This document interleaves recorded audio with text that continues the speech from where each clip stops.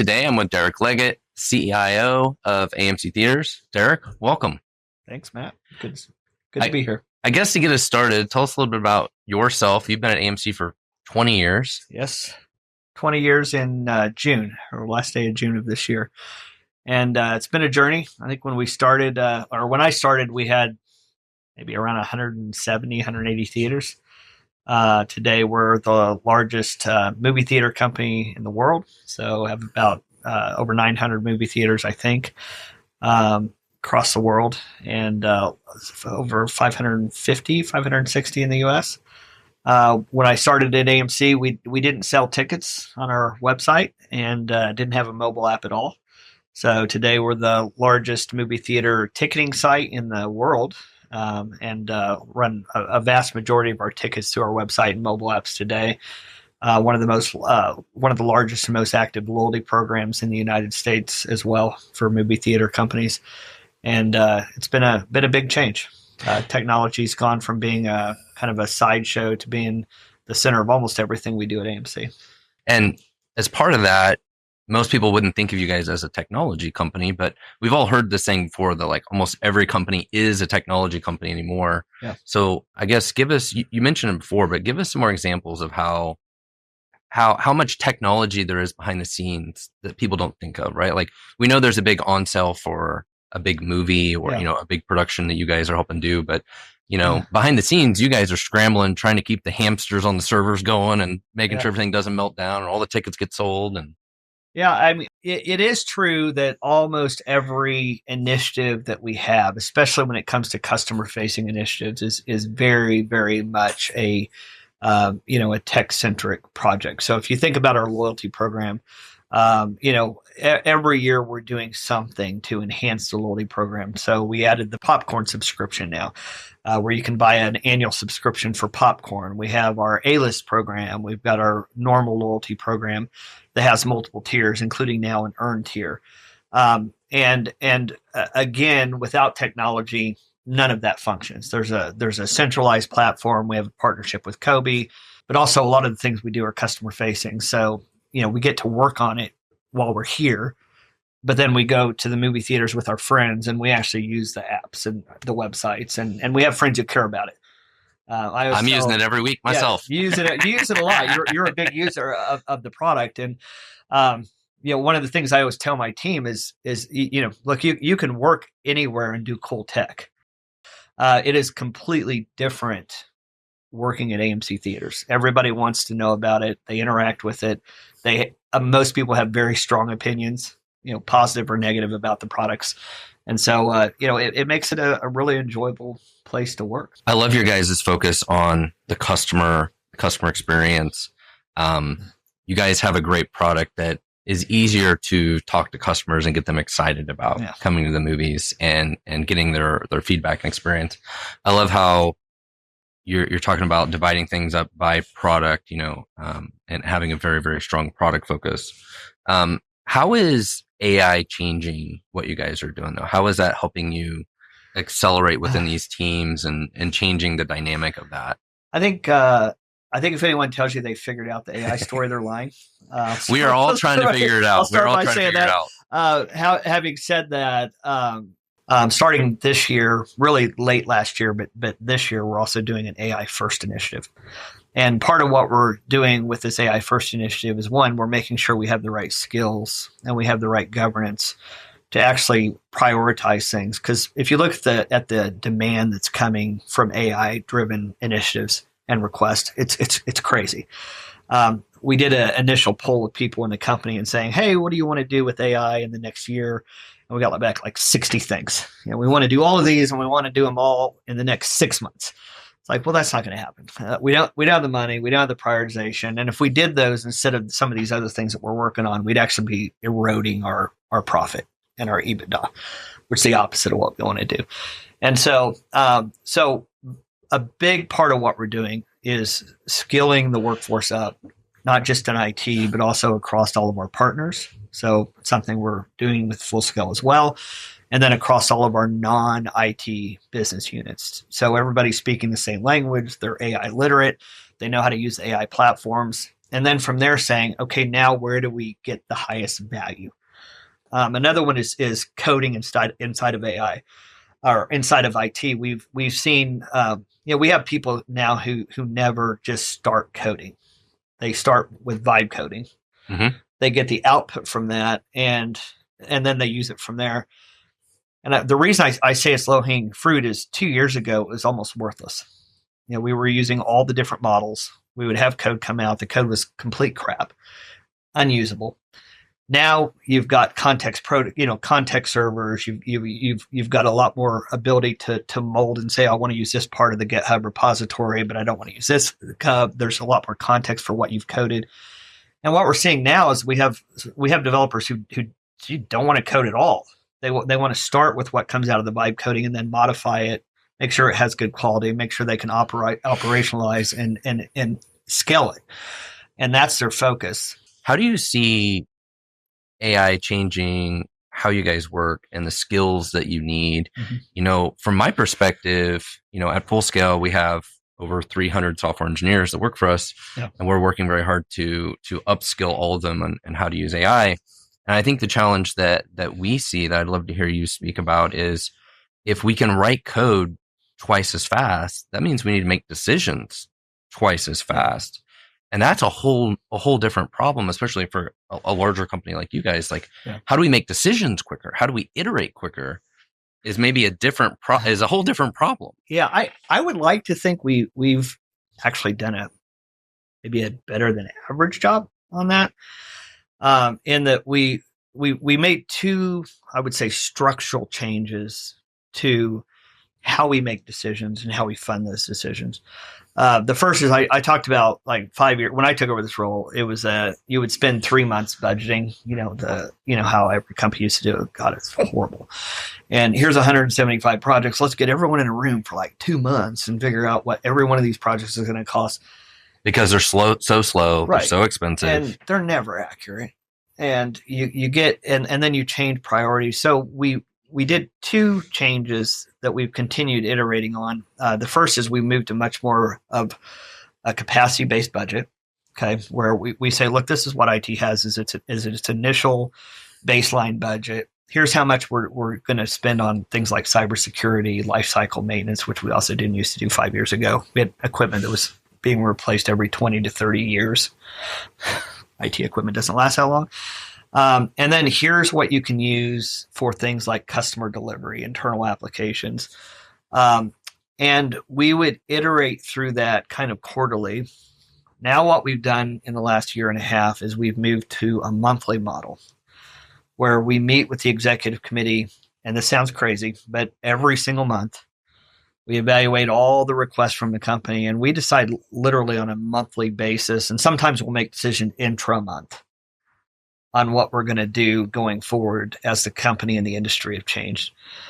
For some companies, that would be just ludicrous. But if you look at our company, since COVID, this industry has evolved so fast. And so putting in that structure to where we can get the highest level of the company to buy into, let's make a change this month to roll out something this month or next month, I think is a very good enabler and structure for as we become AI enabled, we're allowed to have a lot higher velocity and throughput because we're AI enabled. And we can kind of, I would say hypercharge or supercharge that model that we already put in place. And so that's my hope for AI is that it allows us to say yes more often. It allows IT to be an enabler. And when someone comes to me, there are times now where someone will come to me and I'm like, I always want to say yes. I always want to find a way to enable the business to meet this particular challenge, but we can't do that in 6 weeks. You're insane. Okay. If we can do 30% more work, 40% more work, or we can do it faster with a little bit higher quality and 20% more of the time or 50% more of the time, I can say yes. The challenges that we can rise to are exponential. It all comes down to talent, right? Yeah. You got to have the talent absolutely that can execute. Yeah. And, you've been working with Full Scale now for the last couple of years as one of those partners to help provide you guys the talent that you need. So tell me a little more about when you guys think about talent. You guys have a very remote culture now, hybrid culture, Yep. remote culture. We're in your guys' office today, and it's empty. Yes. Everybody's working from home today, but you guys have this hybrid setup. So when you think about talent, how do you guys think about hiring local, remote, global? I mean, clearly you guys have 30,000 employees. You have people all over the world. Well, let me do two-part answer. The first is you talked about training your team on AI. And we talked about having an AI first initiative that translates to AI first KPMs. And in my last town hall, part of what I talked about is every single person in IT, whether it's working on the help desk to my position, will have some type of very dedicated AI training and upskilling necessary. If you look at the entire workforce, not just IT, accounting, finance, and we're having these discussions across the board, people who don't adopt AI and learn how to use it are going to be working at 30%, 50%, 80% of what the person sitting next to them is, right? And the only way to be fair to that person who's adopted it and can work smarter and faster is to hold everybody equally accountable, okay? And so for me, that's exciting because I can get some, hungry kid out of college who's like, I'm going to work ass off. I'm going to work 80 hours a week and I'm going to learn all these skills and I'm going to leapfrog someone who's been 20 years. And I'll take that hungry person and make them successful, whether it's at AMC or somewhere else, because they have that mindset. And anybody on my team who has that mindset, they're going to be successful and they're going to accomplish a lot more. So that's the first probably non-asked or semi-asked question. The second one, we are actually moving to a Monday through Wednesday in the office, and it won't be quite as empty. But we're very heavily remote, especially in IT. We hired a lot of remote people. My belief in a successful team is that you hire the best and brightest people who can act as a team. And if you do that, it doesn't matter where they're setting, they'll be successful. And our job as kind of as leadership is to give them a clear vision on this is where we're going, and then to be an umbrella to kind of keep the worst of the rain off of them and let them focus and be the best that they can be. If you do that, we've been very successful having people in the office, having people hybrid, having people fully remote, and having people. And when I say fully remote, that in the U.S., that's South America, that's the Philippines, India. The one piece I would say is if you're going to have fully remote, and again, fully remote, I don't qualify whether it's U.S., South America, Philippines, India. It's fully remote. They have to be part of your team, and they have to be people. So we obviously put a big focus on going and meeting the people. So we'll do the trip to the Philippines. We'll do the trips to India. I want to know the people. I want to have dinner with them. I want to have people brought into the office occasionally to interact with them because we care about them as people. But I think, again, if you care about them as people, if you enable them and you do everything you can to unlock their full potential, you're going to have an amazing team and you're going to have amazing results. If you don't do those things and the numbers, then you're going to get what you put into it. That's one of the things I love working with you guys as a company, as a partner. And one of the things that we focus on with a lot of our other customers as well is it is about building a team. Yeah. It's not about just completing the project or the task needs to be done. It's no different than hiring somebody long-term to be part of the team that, thinks and lives and bleeds AMC every day, right? Yeah. It's part of the team. Somebody that frankly gives a shit about the mission, about what we're trying to accomplish, right? And is in it for the long term to be part of the team. You're going to get way better results than like, I found some random contractor, they're going to do this thing, and then a month from now, maybe they're gone. They just don't care. They're just not into it for the long term. And I think that is one of the best approaches that you guys take, is you really care. You said it right away. It's about the team. And it was so cool to host you guys when you came to our office in the Philippines at full scale. embrace all the culture from the beach, the karaoke, to all the things. You guys took the team and went and watched a movie, which I think is cool. Everywhere you go, you're like, hey, we're going to take the team. We want to see what the local movie experience is. Unfortunately, there's no AMC theaters in the Philippines yet anyways. And maybe one day. But it was just, so cool that you guys were over there and really put that team focus, the team building and team bonding, I think is something that other people can learn from you guys. Because a lot of people don't invest in that. They don't see it the quiet way. They see IT as just an operational expense. But to your point earlier, like, hey, we got this big thing going on with Taylor Swift. We got this big opportunity. We got to move mountains to get this done. You've got a team behind you that's willing to do it because you have built that relationship with them. There's been several times where Adam's called and said, it usually starts with, hey, I have an idea. and that means we're doing something. And I've told him a couple of times, I said, look, this is going to, I think we can pull it off, but I want to talk to my team because if we decide to do this, this means people are signing up to work pretty much every night and weekend. Yeah. Until this is done. And it's very high risk. And in that case, I've got on the phone with my team. We've got them, got everybody together. And without fail, every time we've done that, once they've understood the opportunity and what it means to the company, and they've understood the challenge, you see excitement start to build. And they're all in. Yeah. And let's go do this thing together. Yeah, let's go do it together. And you will see people. We don't ask. I want people to have a good work-life balance. I always tell people I don't care where you work. If you're on a beach, if you're whatever, as long as you get the work done. You have to invest and care about them as people, as individuals.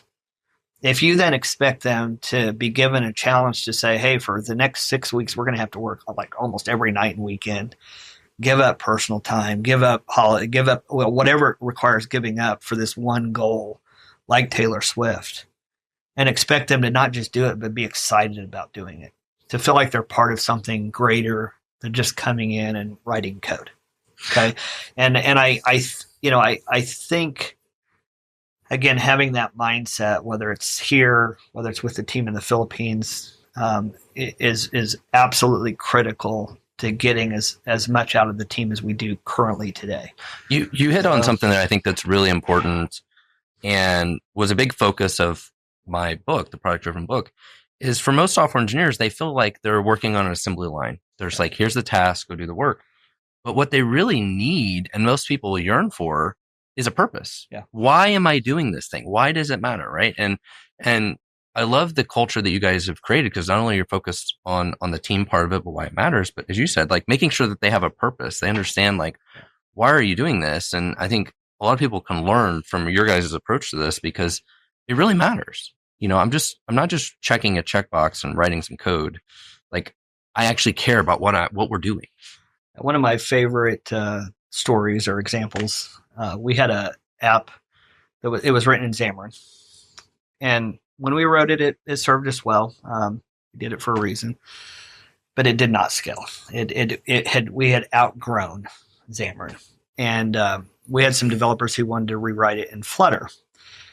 And they came to me and said, hey, we want to rewrite this application in Flutter. I was like, we don't have money we barely have money to get our I don't have time for this day-to-day work done. We've got a whole load. So they all got together, and from what I understand, they basically had Dungeons and Dragons nights, and they worked nights and weekends, holidays, and they just rewrote the entire application in Flutter on their own, and had a blast doing it. And then they brought it to me and said, "Hey, we're kind of asking for forgiveness. These are all the things that are better about this application. We took an application that had been written over 3 years. We rewrote it in a few months.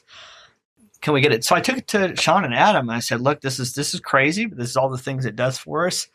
And I want the money and permission to take it home."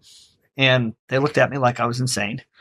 And all right, let's do it. And since we made that change, which was driven by these guys just being excited about what they do, having the initiative, but also being willing to take a risk, taking ownership, taking ownership of the problem, not being right? worried that I was going to come by and slap their hands. They might have been more tired of just dealing with Xamarin. Probably. I probably had some great Dungeons and Dragon nights on this also.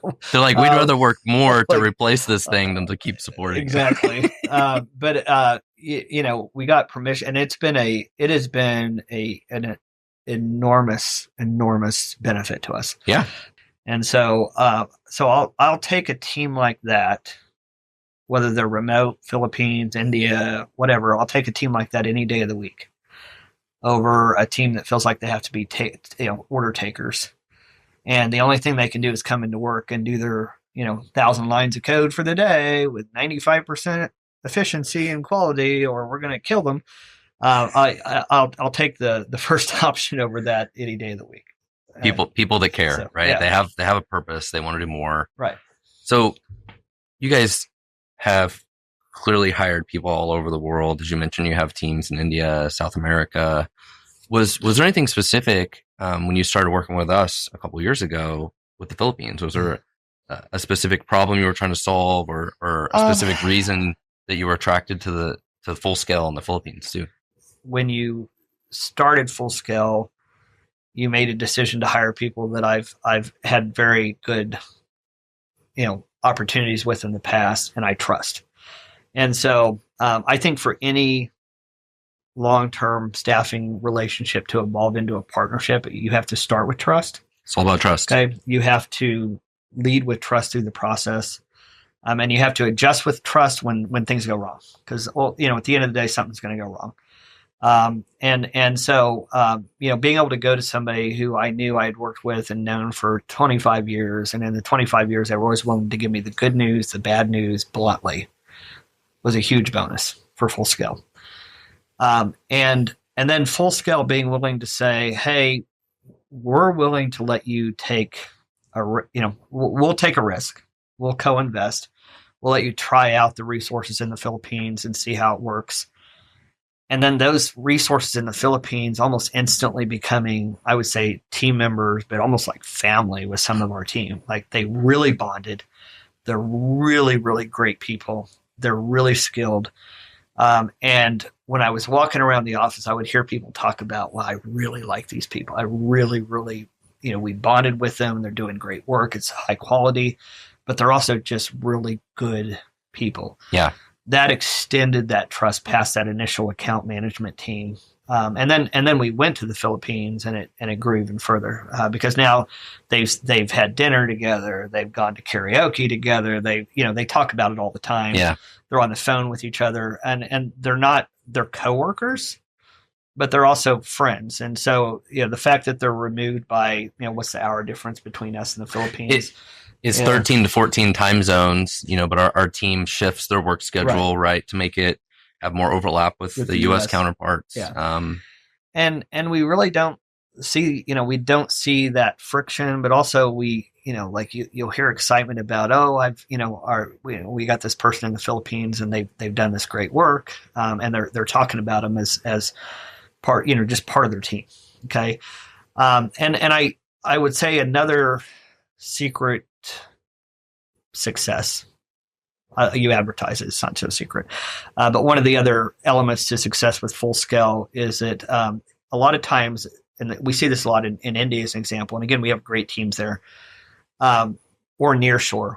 You'll have people who want to build teams, but they're saying, hey, we'll get you these resources, but we want to have an entire account structure team around them, and they're going to operate as a completely separate team that just gets requirements and passes things back to your team. So they're not really an AMC team at that point. It's a transactional arrangement. Yep. It's more statement of work, project driven. Right. And I think your success is very limited anytime you enter into a transactional relationship versus a co-working relationship where you're on, in a co-team relationship where, again, you're part of the same team, you're using the same tools, you're part of the stand-ups where possible. Yep. And you're not just passing something over the wall, getting something back 3 months later, and then you've got you're adding 30%, 40% cost because they have to have their own PMs. They have to have their own this. They have to have their own that. You're paying for the account manager. You have an architect who, the team's in India, but you're paying $300 an hour for this architect guy who nobody knows what this person does. And so none of that exists with the full scale relationship. It's a fully integrated team. It's just some of the people happen to be living in the Philippines. And so again, that model it's much more economical. The staff augmentation model works much better to create a team. Right. But it's also, it's just much more successful. And I think there's some other hidden things there that people can learn from this. Is sometimes it makes sense to do a statement of work or project-based thing. Yeah. Sometimes, right? Like, I just need to do this thing. Like, even at Full Scale, sometimes in the past, we're like, I need to do this weird WordPress thing. Like, I don't need to hire a full-time person. Just go do the thing, give me the results, and I'll take care of the results later, right? Sometimes we need that. Yeah. But you don't maintain and keep that sort of domain knowledge and tribal knowledge that comes from the other side, right? Versus when they're on your team long-term. But I think there's another thing that we see that I think people don't think about. When you're somebody like AMC and you're talking to this project manager, you don't know who is actually doing the work on the other side. Okay. And one of the things we see at Full Scale is there's a lot of software developers that we interview that we wouldn't hire that have probably worked in these kind of companies before. They haven't had to talk to their American counterparts. Yeah. They haven't had to be on a team like this. They've been able to hide behind a project manager their whole career. Yeah. And let's be honest, a lot of those developers aren't near as good. They're not as good a quality. They don't have as good communication skills, right? And so at Full Scale, our talent is our product, right? And so we have to put them front and center with your team, and they've got to be really, really good. Yeah. Versus if they can hide behind a project manager, they don't have to be as good. I think that's another thing people don't think about or see, that you don't get as good a quality talent either. But most importantly, you don't get that long-term domain knowledge, tribal knowledge, team. There's always a place and time for that sort of project work, but it's not as good long-term as building your own team. We've built really, really great development and operations teams, and we just need people to become part of those great teams to make them greater and have more capacity. And that's where the Full Scale model comes into play really well. To scale. So, right. So on one hand, how do we scale these teams? You've got a model that's really good for giving. I got the set amount of work. It's just get it done, give it to us. It's definable. I can fix bid it. I can do it cheaper, with this good partner than I can with anybody else. Adam might call me tomorrow with some crazy idea and say, I want this done, and I think it'll produce an additional $70 million in revenue. And our job is to say, if that produces $70 million in revenue and it has an impact to EBITDA this year, and it can affect our bonus, it can affect our shareholders positively, it can be great news to report to the board and the shareholders. Our job is to find a way to get it done. And I know that I can extend the team faster because of the relationships and the team structure that we've built today. Full Scale enables that much better than the other model. Because again, you're already familiar with our environment. You already know how to interact with our team. We're not having to figure out how do we take this team that operates differently and now have them work side by side with how our team operates, because we're all working the same. We're all part of the family. We're all part of the family. And so again, I think in a business like ours, where you've got that constant influx and spikes in demand, this model is the perfect model for it. So I would say I've been very strict. If you ask my team, I don't interact with partners, vendors, hardly at all. In a partner relationship or vendor relationship, I'm not your friend. Like, we don't go on vacations together. I don't go to dinners. I don't go to events. We figure out the best cost-effective and most productive way to do work. We sign the deal. You work with my team, and then we celebrate when it's done or when we accomplish something great. And that's the extent of our relationship. So for me to do anything like a podcast with Full Scale is really saying that I believe in this relationship. I believe in this product, of being able to build a greater team together. And I think there aren't a lot of companies out there that are willing to have this model. But for me, it's the only model to have that extends the team. And we had been able to find it locally, very expensive, but locally. Full scale was the first time we were able to find it where we also got economies of scale and spend by extending it internationally as effectively as we have. And so for me, this goes far beyond just a company vendor relationship. And that's why I'm doing this. Otherwise, there's no way I would be here. Well, I really appreciate you hosting us here in your guys' facility to do this today. And look forward to hosting you again in the Philippines at our office again. And just thank you so much for being a partner and team and part of the family with us. Thank you. And, look forward to continue to grow the relationship. Good forward to that.